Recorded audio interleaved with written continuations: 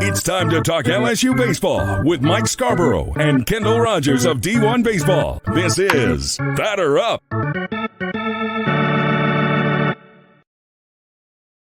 All right, another edition of Batter Up. Kendall Rogers with D1Baseball with me here, and LSU had a rough go of it on the road in Starkville last weekend, and first SEC series. No team in the SEC that went on the road had any success.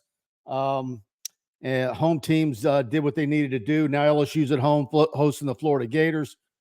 We had Jay Johnson earlier today, and he's going to stick with the same pitching starters as last weekend. And then we're going to see how this plays out to the rest of the way. But Kendall, welcome in, man. You got it. Yeah, I tell you what, it's kind of funny. We were talking about it, before we came on, but the fact that no road team won an SEC series last week could be a precursor of what to expect this year. I don't think it's going to be 0 for every single weekend, but man, with how good this league is, it's just really hard to win a road series. Look at LSU over the weekend. They just, Mississippi State just got on a heater in that last game. A&M goes to Florida. They split the first two games. It looks like A&M's going to, potentially run away with the final game. All of a sudden, Florida's able to get out of several jams. They can't win the series. Tennessee leaves the go-ahead run on second base in the ninth inning against Bama. Dude, it's hard to win on the road in the SEC. It's hard to win in the SEC, period, but win on the road, it's extremely difficult. Well, and that's why I asked the question, and you'll give your thoughts. You and I talked about it again before we went record this. But, I asked Jay today. We had a presser, and we're recording this Thursday afternoon. And I asked Jay, I said, nobody won on the road in the SEC. All the home teams took 2 out of 3 or swept. Is that going to be the difference at the end of the year? Because everybody's got really strong baseball teams.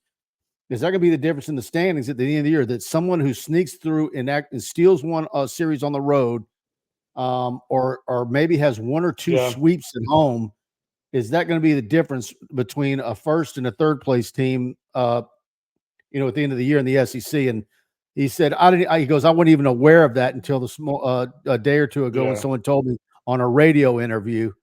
And you don't believe him, do you? You don't believe that? Oh, I know my man Jay.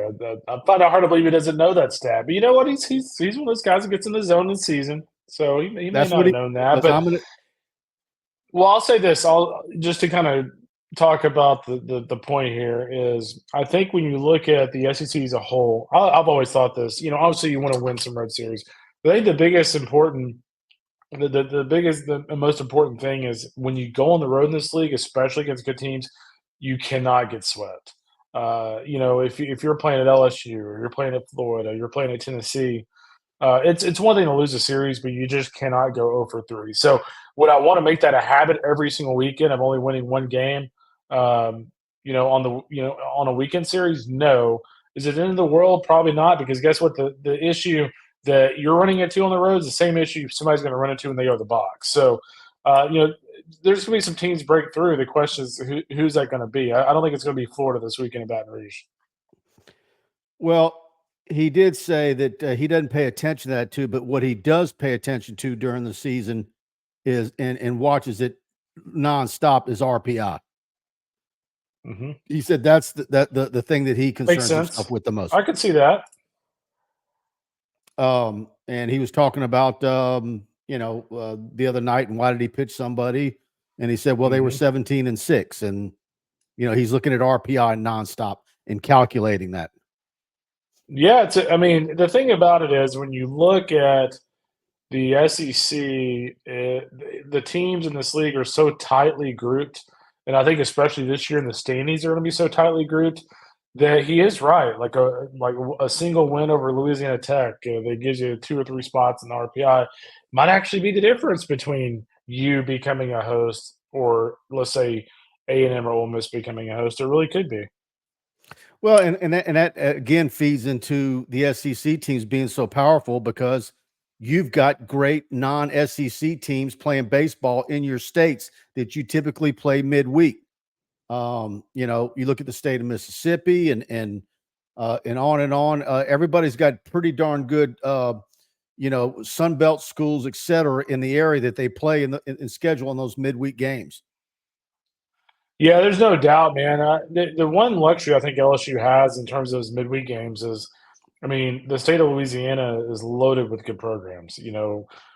Granted, like Tulane, I know last year struggled, but I mean, Tulane this year has done a decent job. Louisiana historically, or Louisiana Lafayette, whatever you want to call them, historically has done a really nice job. La Tech's done a good job. McNeese is never an RPI killer. Nickel State, like Mike Silva's done a great job there. So LSU is in a really nice position in the midweek to have a lot of awesome options. And that's not even including, I didn't even look at their midweek schedule, but that's not including others in the area, like the Troys, the South Owls, and schools like that. You know, and then this is a question that Kenny's wanted me to ask you, but he says, is there any team that you're seeing in the SEC that you think is on the verge of separating themselves from the pack? Not really. I really don't. I mean, I think if you look at Arkansas, I've got Arkansas losing this week in Auburn, 2 out of 3. I think with Arkansas, I love what they've got on the mound with Hagen Smith, Brady Tigert, and Mason Molina. I love the bullpen. But, I mean, they haven't really hit against anybody this year. And I think as going on the road, I think Auburn's going to have some urgency after just having an ugly showing in Vanderbilt last weekend. I like Auburn's offense, how they can score some runs. They're going to score some runs even on the Hagen Smiths of the world. The question is, how much can Arkansas score? So, even though they're number one in the country right now, I don't think they've separated themselves. I think obviously, Florida and LSU and A&M have not. I mean, A&M lost a series on the road. LSU lost a series. Florida won a series against A&M, but it's not like it was pretty. And they've also shown the midweek they don't have a lot of depth. Tennessee, we think they're really good. They go on the road and lose a series to Alabama. And then Alabama's number 11, and Alabama's been good, but they haven't been unbeatable. So, yeah, right now, man, it is wide open, and that's kind of the way I like it. Well, tell me, give us your thoughts on this Florida team that LSU's facing this weekend, and it's going to be pretty. I think after going on the road to start SEC play. Of course, the LSU women's basketball team plays at 3:00. A lot of excitement on campus for that one. And then as soon as that one's over, I think everybody's going to head right over to the box. And so it's going to be, I think it's going to be a pretty festive atmosphere. And I think everybody's ready to see LSU bounce back in a big way. And I tend to think LSU really has an opportunity to sweep this one. I think they want to get those bats going and prove something after some abysmal at-bats last weekend. Yeah, I think it's all going to boil down to me when I look at Florida. I think it's going to boil down to how Jack Kaggs from Florida throws on Sunday, because I do think LSU will win the first 2 games this series. I like the way they stack up on the mound. I agree with you. I think the crowd's going to be awesome. Florida and LSU, I know they played for the national championship last year, but this has been a budding rivalry, I feel like, over the last decade as Sully has started to win, more at Florida and be more consistent. LSU and LSU fans naturally view the Gators a little bit of a threat and vice versa. And so it's kind of created a really nice rivalry. And, I think as you look ahead to the weekend, I think the big keys for me is obviously LSU's pitching. I think Luke Holman will bounce back nicely. Thatcher Hurd, I thought, was just a very mixed bag. There were some at-bats there I liked over the weekend. There were some at-bats over the weekend that, he got hit hard on. So, we'll see how they pitch this week. But I think the ultimate thing for me when I look at this series, I think it's all about Florida starting pitching, because right now Cade Fisher has been very iffy in the leadoff spot for them in the rotation. Liam Peterson, a talented freshman, has been very up and down, which is kind of what you expect out of a true freshman in the SEC. Ultra talented. He's going to get up to 96, 97 in this fastball, which is very wishy-washy. And so that's going to be the big key for me. And I think the other thing, if you're LSU, for LSU's pitching staff, the other big key is you cannot – Florida's going to be ultra aggressive. And here's a cool stat. I was kind of going to the weekend last week between A&M and Florida. I was kind of breaking those teams down. A&M was number 1 in the SEC in walks. Florida was dead last in walks. So Florida's going to swing the bat. So the big key for LSU is making sure, A, you locate, but also, B, you locate in the right spots. I think the big guy for me when I look at Florida, and this will be the kind of the common denominator on who wins the series, is Tyler Shelnut. If you look at him and what he did over the weekend against A&M in that big home series win over the Aggies, he had several big hits for them. It just felt like every time they needed a big hit, it wasn't necessarily Kaggs or it wasn't necessarily Colby Shelton or Kate Curlin. A lot of times it was Tyler Shelnut. And again, really old guy, has seen a lot of the SEC action, has a lot of at-bats. I would keep an eye on him this weekend. Well, these batter up segments each week, of course, are brought to you by attorney Kenneth P. Haines, the official, unofficial attorney of Tiger Bait. And let's go ahead and hear from Kenny. Kenny Haines is a proud 1989 graduate of LSU Law School with a passion for justice. Kenny stands out as the only lawyer in the state, board certified in both appellate practice and family law. Drawing from 34 years of trial experience, Kenny has navigated the most complex aspects of real people's lives. If you need help in Northwest Louisiana with a family issue, legal issue, or a highly skilled trial attorney, call Kenny 318-222-2100. And speaking of winning, Kenny would like to recognize our 2023 national champions and congratulate coaches Kim Mulkey and Jay Johnson. Go Tigers!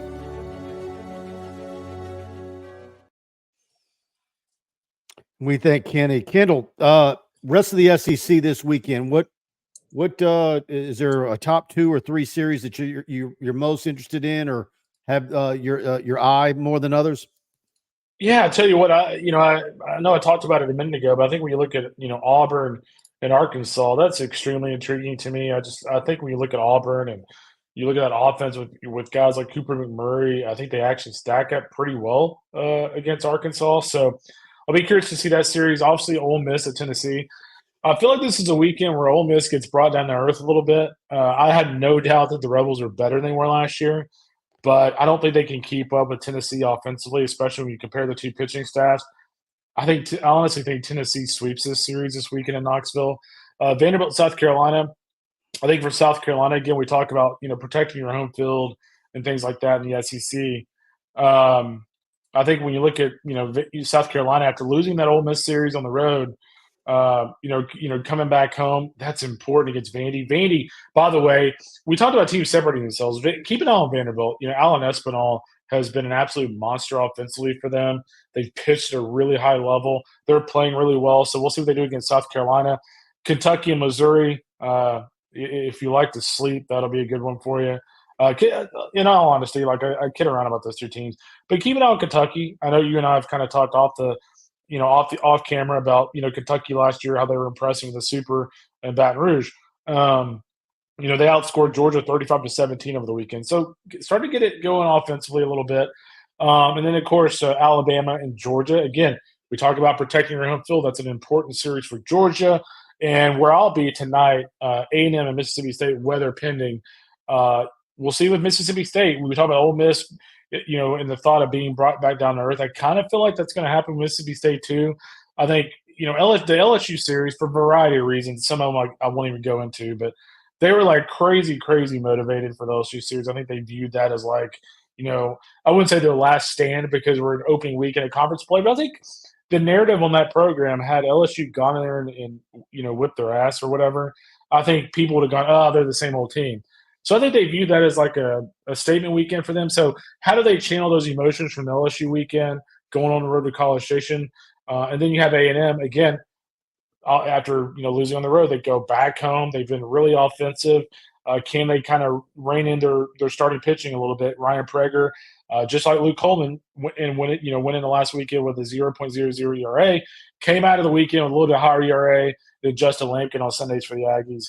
Struggled last week, and I don't know if he even got out of the second or third inning. That's going to be important. But keep an eye on Dakota Jordan for Mississippi State. That game will actually be on tonight if you want to do dual screens or hoops and baseball. Dakota Jordan from Mississippi State obviously gave LSU nightmares over the weekend, but he had another home run on Tuesday, so he's red hot for the Dogs. Besides Missouri, who is in the most precarious position to miss the postseason?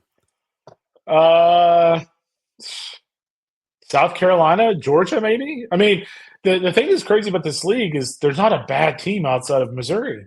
There really isn't. Like South Carolina, I think if you take South Carolina in the Big 12, they're probably finishing 4th or 5th. Georgia, probably the same way. Although Georgia, I actually feel like Georgia's probably the most unknown just because Wes is in his first year. Their pitching doesn't really have frontline talent. I'll be interested to see what happens with Georgia, but South Carolina or Georgia at this point? It's like Missouri. We talked about how somebody separated themselves at the top. Missouri has most certainly separated itself at the bottom. Well, what is it going to take to fix Missouri? That is a tough job, but I think it's an interesting job. First off, they screwed up a few years ago. Tony Vitello, would have walked to Columbia to take that job. I think a guy like him would have been perfect for that place. He won there as a player at a pretty high level, actually. People don't realize that Missouri made the regionals like 6 straight years when they were in the Big 12. You need a guy like him, which I think Carrick is hard-nosed. I think Carrick definitely is has the persona you need. The biggest thing for them is they've got to catch up with the rest of the SEC in terms of facilities. I think if you look at their facilities, I mean, they're still sharing facilities with multiple Olympic sports teams. Their ballpark is pretty much all aluminum and it holds 1,200 people. So it's just a different vibe there. Until that changes, they're just not gonna, they're not gonna out recruit anybody in the SEC. And I do think it's different from football. I mean, like Missouri's football facilities at this point aren't bad. NIL situation in the state of Missouri with the thing they have with the NIL setup they have where like if you go to Missouri, you can get like high school NIL. That works in football. It doesn't work in baseball. Like there's a reason why Missouri. Go ahead. Where's the pressure from the SEC on them to get their act together and improve their facilities? There ought to be a minimum standard, don't you think? There should be, but I mean, this is a broader subject topic, and this is a longer discussion. But like, you can make a very strong argument that Missouri is not really an SEC school. You know what I mean? Like, it's just not a. It's not. I mean, you could go all day long. At but like, Kendall Rogers. Yeah. I mean, it's a different vibe, and I feel for Carrick because I think he's a really good coach. And I know, like publicly, he's one of those guys. It's like, oh, I don't need the facilities. I could still win. That's great, but yeah, you do need facilities, and in the SEC, you absolutely need them. But I will say this. I'll say this about Missouri: if Missouri got its act together, facilities wise, it's actually kind of an intriguing job. It's like it reminds me a lot of the Louisville job because you can go to Chicago, you can go to St. Louis, you can go to Omaha, you can go to Kansas City, you can dip into North Texas, you can go to the Texas, Kansas JUCOs. You can win there. You just need a little bit of help. Absolutely. So you're again streaming it all and having multi-screen setups. What's your next road trip? And is anybody from D1Baseball going to be in Baton Rouge this weekend?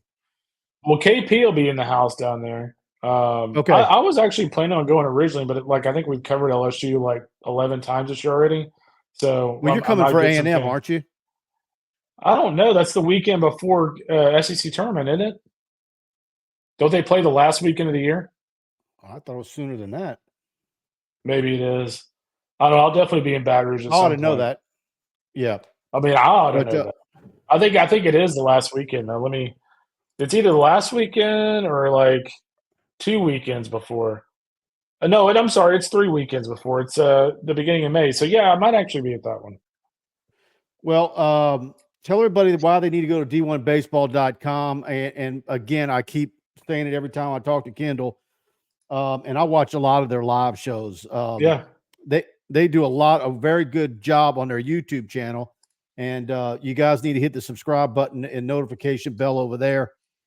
They're cranking out SEC baseball content, national baseball content, live shows. And I think they just need a bigger audience. And because I don't think a lot of people know what's out there. Yeah, I tell you what, man, obviously you guys, the LSU media does an amazing job of covering LSU, but I mean, we'll have plenty of LSU content. We actually have a story today on Tommy White. Aaron Fitt has some really good stuff from Tommy. One of the things that's kind of interesting about Tommy, we didn't even get into this, but I thought his defense last week was badass. Yes. There were a couple of plays there. I'm like, wait, who the hell is this guy? So the story is basically how he's evolved into just a really nice overall player. And so, we got a story on him today. We'll have plenty of LSU stuff throughout the weekend and moving forward. And next week, we'll actually have our first edition of our player power rankings where we have, we rank the top 50 position players. We'll rank the top 150 starting pitchers and the top 100 relievers. So we're getting to the nitty gritty, man. I can't wait. D1Baseball.com. And, of course, we'll do another segment of Batter Up next week brought to you by attorney Kenneth P. Haines. And, all right, Kendall, have a good weekend, man. Thanks again. You got it, brother. Be good, man. All right, bud.